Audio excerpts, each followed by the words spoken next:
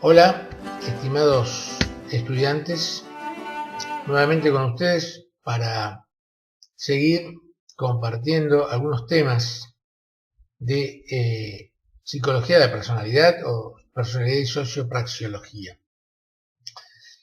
Estoy observando aquí algunos puntos que dejamos pendientes para desarrollar en este encuentro, en este segundo encuentro semanal, a la manera de introducción al seminario teórico, y hemos hablado en el encuentro anterior, en el encuentro inicial anterior, acerca del concepto de personalidad. Ahora vamos a abundar un poco más relacionándolo o relacionando a ese concepto, el concepto de personalidad, con el contexto, con el entorno, tanto con el entorno general como un entorno específico. ¿Cuál es el entorno general? El entorno general implica justamente todo aquello que no es la personalidad, es decir, la situación que entorna la manifestación de la personalidad. Ya habíamos dicho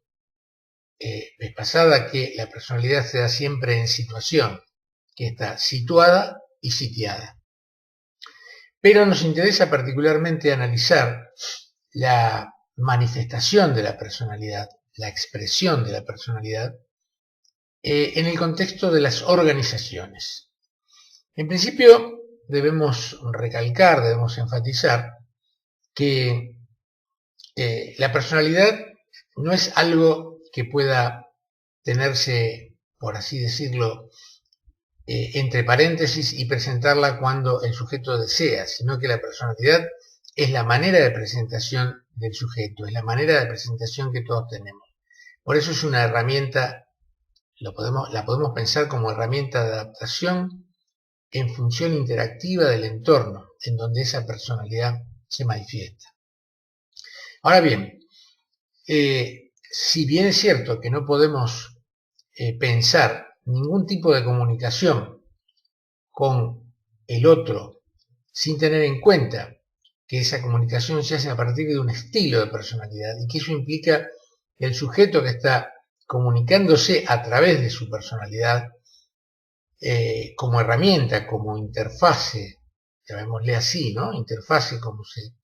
conoce en arquitectura y también en los medios digitales, eso que observamos y que nos posibilita acercarnos de manera fácil o de manera un poco más compleja con aquello que queremos asir, a lo que queremos llegar. La personalidad se ofrece como una interfase de comunicación, de interacción con ese entorno. Ahora bien, así como decíamos, no podemos pensar la personalidad fuera de ese contexto, tampoco podemos pensar la existencia en sociedad fuera de los contextos organizacionales. Las organizaciones son sistemas complejos, jerarquizados, donde los elementos que componen esa organización interactúan permanentemente en un equilibrio, un delicado equilibrio que es a la vez dinámico y dialéctico. De manera tal que las organizaciones, por ejemplo, una organización educativa, una organización familiar, una organización sanitaria, una organización laboral, productiva, es decir, cualquier organización, porque la cultura se expresa a través de organizaciones, porque el hombre interactúa con otros hombres a través de organizaciones, se articula, se confronta, se asimila, interactúa, genera un efecto de transacción con otra organización que es la personalidad, porque la personalidad también es una organización. Recuerden ustedes en la definición en el vídeo anterior del primer encuentro, donde definíamos a la personalidad como una organización. Esto es interesante de pensar, porque esto implica que cuando pensamos la personalidad en el contexto, en el entorno en que esa personalidad se despliega, estamos pensando en la interacción, en la articulación en la complementariedad o en la suplementariedad, en el conflicto o en la armonía de dos organizaciones: la organización personalidad y la organización externa a esa personalidad. La organización dinámica dentro del individuo, de los sistemas, recuerden ustedes, y la organización dinámica con mayor dinamismo o con menor dinamismo fuera del individuo, que se expresa a través de sistemas que pueden ser sistemas biológicos, como puede ser el caso de otras personas u otros organismos biológicos, animales, por ejemplo, no humanos, o organizaciones inertes, como puede ser, por ejemplo, complejos sistemas que interactúan en organizaciones de producción. De tal manera que de cómo se complemente, de cómo interprete el sujeto la capacidad, la modalidad de interacción con esas organizaciones circundantes, resultará una mayor o menor armonía, un mayor o menor conflicto en el objetivo de comunicación, que es un objetivo adaptativo, en definitiva. Así,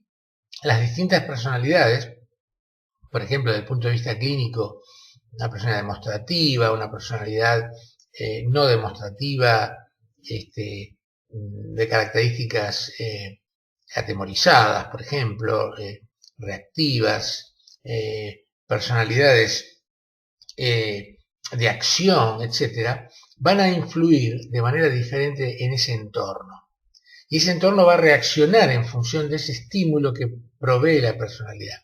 Cuando además ese entorno es un entorno humano, es decir, no solamente una organización, como podría ser una maquinaria compleja, frente a la cual se debe expresar la personalidad, sino que además existe el entorno constituido por otras personalidades, y esas personalidades articuladas por roles, por responsabilidades, por distintas tareas, como podría ser una organización cuyo objetivo sea la producción, la educación, la sanidad, etc. Esta interacción entre una personalidad y otras personalidades va a tener como consecuencia una mayor o menor afinidad, un menor o mayor conflicto, en la medida en que la personalidad originaria, la personalidad que estamos pensando desde el punto de vista del sujeto, sea capaz de interpretar esa dinámica y poder interactuar de manera armónica, de manera funcional, llamaríamos así. El concepto relativamente moderno de inteligencia emocional apunta justamente a eso, es decir, cómo la personalidad organiza la intelección, la interpretación del contexto, para poder adaptarse, para poder adecuarse, interactuando con ese contexto de manera no forzada, de manera, con un mínimo de conflictividad. Este punto es importante. Con esto vamos a terminar esta primera intervención, que vamos a completar rápidamente en una segunda parte de este segundo encuentro con un tema complementario. Decía que este punto de capacidad de adecuación de la personalidad a ese contexto y a otras personalidades, a los sistemas sobre los que la personalidad debe actuar, es muy importante, y lo vamos a ir desarrollando en la cátedra a lo largo del primer y segundo cuatrimestre, cuando veamos en el marco de una entrevista sociopraxiológica cómo la importancia que reviste el conocimiento de la propia personalidad por parte del entrevistador, por parte del profesional, de la forma de manifestación de su propia personalidad espontánea, de la estructura de personalidad propia, y también, desde el punto de vista técnico, la capacidad de diagnosticar, de describir, de identificar la personalidad del entrevistado. ¿Por qué? Porque a partir de ese diagnóstico silente, de ese diagnóstico implícito en el proceso de interacción cuyo objetivo en toda entrevista de trabajo es la búsqueda de datos, esto implica que cuando yo detecto, observo y diagnostico si esa personalidad espontánea del entrevistado se complementa o no con mi personalidad espontánea, o se suplementa, es decir, si hay una complementación que posibilitaría una facilitación de la comunicación, o si hay una suplementariedad, es decir, que pueda ocasionar por los estilos espontáneos de la personalidad del entrevistado o del entrevistador algún tipo de tensión, de conflicto, de confrontación. En este caso, lo cual perturbaría la búsqueda profesional de información, haría un poco más difícil la aplicación de los protocolos profesionales, en la medida en que ese estilo podría ser, chocante con el estilo del entrevistado, porque al ser idénticos, esto es como la polaridad de un imán, ¿no? Es decir, se rechazan. Entonces, la pericia, el entrenamiento y la expertise del profesional hace que corrija de manera técnica, de manera ad hoc, ¿no es cierto?, en el momento, su estilo para poder adaptarlo, adecuarlo técnicamente a un estilo levemente diferente que pueda ser complementario con el estilo del entrevistado. De alguna manera podríamos llamar que, o podríamos pensar que el entrevistador, al darse cuenta de la complementariedad o suplementariedad, en el caso de que deba modificar su propio estilo de comunicación, no el contenido, que es un contenido profesional, lo que hace es de alguna manera actuar un estilo diferente, como el actor que asume un estilo que no es el propio, obviamente. Terminado ese proceso profesional, terminada la entrevista, obviamente el profesional, el entrevistador, recupera naturalmente su propio estilo. Y eso lo vamos a ver en detalle, lo que son los estilos complementarios y suplementarios, para poder entender la actuación